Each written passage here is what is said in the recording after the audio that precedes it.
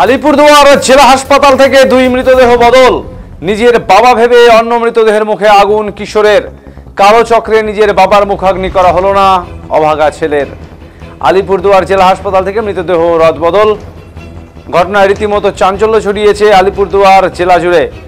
ঘটনাটি শুনলে অনেকেই আশ্চর্য হলেও বাস্তবে এই ঘটনা ঘটেছে শনিবার আলিপুরদুয়ারে।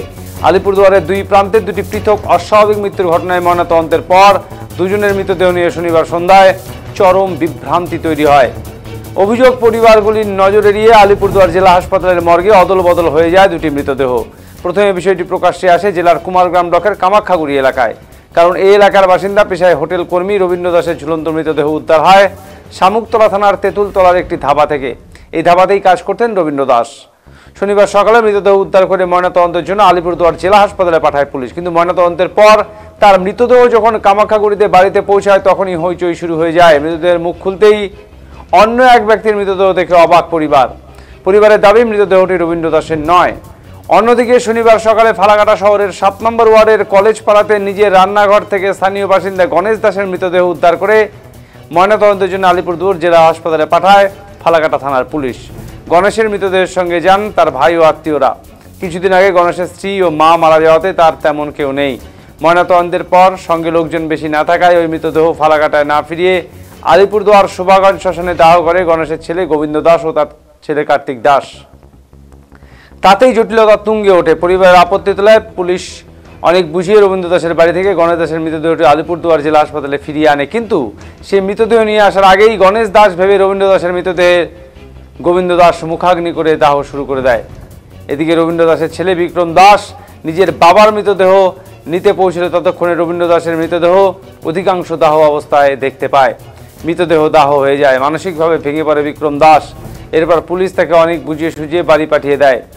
ঘটনায় নিজের বাবার শেষকৃত্য থেকে বঞ্চিত হয় বিক্রম দাস। অন্যদিকে নিজের বাবার বদলে অন্য কারো মৃতদেহ শেষকৃত্য করার বিষয়ে জানতে পেরে মাথায় হাত কার্তিক দাসের।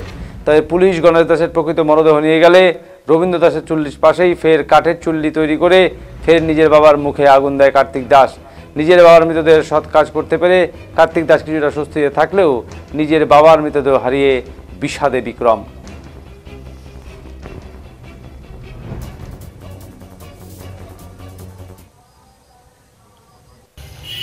আমি বুঝতে পারিনি।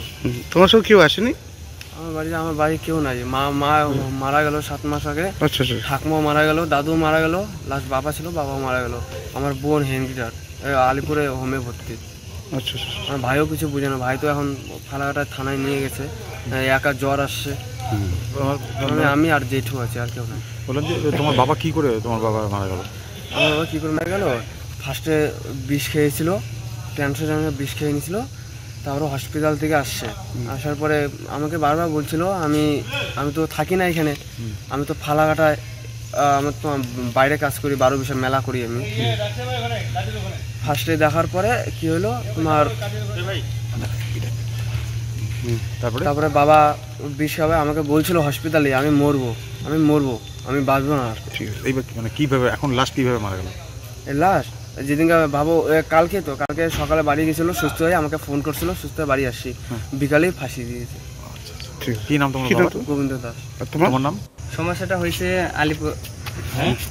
আলিপুরদুয়ারে, মানে আমাদের এই বাবার পোস্টমর্টম করানো হয়েছে, ঠিক আছে। আমার কাকা হয়, কাকা গেছে শনাক্ত করতে গেছে, শনাক্ত করার পরে গেছে বাইরে গেছে, মানে প্যাকেটিং করে পরে গাড়িতে ঢুকানো হয়েছে। বাড়িতে এসে দেখি এটা বাবার লাশ না অন্য লাশ। এখন এখানে আসে দেখি বলতেছে বাবার লাশ পুরানো হয়েছে, এখানে কোনো ফটো নাই, কিছু প্রুফও নাই। ওই লাশটা কোথায়? ওই লাশটা এখানে আনা হয়েছে পরে বাড়ির থেকে, এখানে নিয়ে আসছে। যে নিয়ে গেছে মানে যে মারা গেছে সে কে হয়? আমার বাবা হয়। তখন তো তোমার সাথে যে তোমার কাকা ছিল যে শনাক্ত করছে, হাসপাতাল থেকে তো সবসময় পরিবারের লোকেরা নিজেরা বডির মুখ দেখে তারপরে মুখ দেখে শনাক্ত করার পরে দেখতে গেছো তো, মুখ দেখে তুমি দেখে শনাক্ত করছো তো? আমি দেখে গেছি আমি দেখতে গেছি, দেখে আমি বাইরে আসছি, পরে প্যাকেটিং করে পরে গাড়িতে তুলে দিয়েছে। হ্যাঁ। এখন কি চাইছেন আপনারা? এখন আর কি বলবো, এখন তো এখানে বলতেছে এখানে পুরানো হয়ে গেছে। কারা পড়লো? পুরানো হচ্ছে যে আরেকজন হচ্ছে হচ্ছে ওরা দুজন আছে, ওরা সৎকার করছে।